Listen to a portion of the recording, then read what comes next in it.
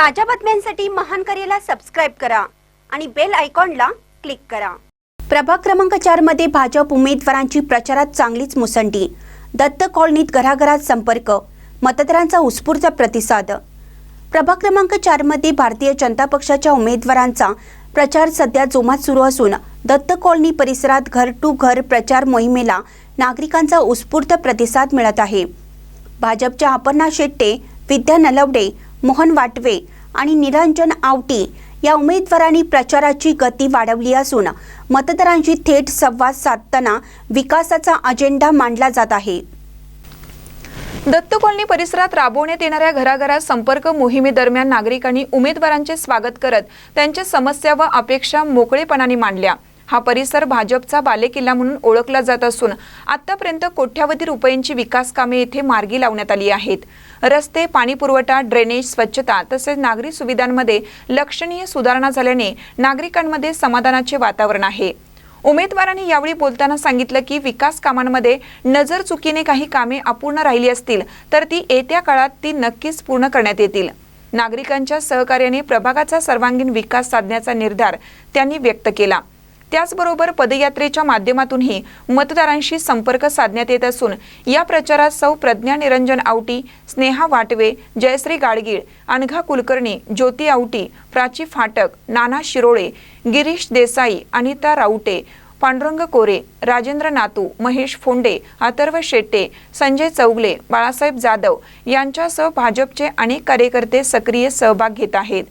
प्रभाग 4 मध्ये भाजपच्या प्रचाराला मिळणारा सकारात्मक प्रतिसाद पाहता येणाऱ्या निवडणुकीत भाजपचे उमेदवार भक्कम कामगिरी करतील असा विश्वास कार्यकर्त्यांकडून व्यक्त केला जात आहे। महानकर न्यूजसाठी आदी माने, मिरज।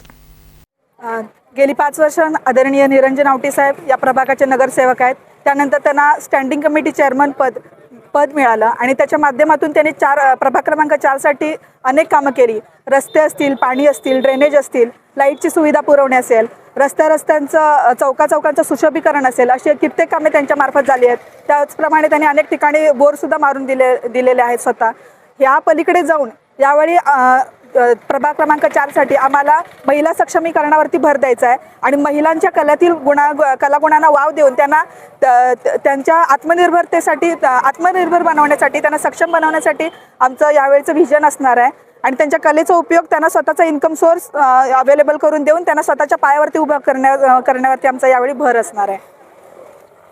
दिनांक 15 रोजी सांगली मिरज कुपवाड शहर महापालिकेची निवडणूक होत आहे आणि त्या माध्यमातून आज आम्ही प्रचाराचा जोर लावलेला आहे।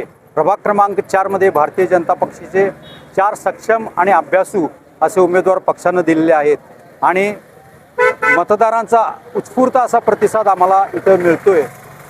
मान्य संदीप आवटे असतील, निरंजन आवटे असतील, सुरेश बापू आवटे असतील, पांडुरंग कोरे असतील, यांनी विकासाची प्रचंड कामं इथं केलेली आहेत।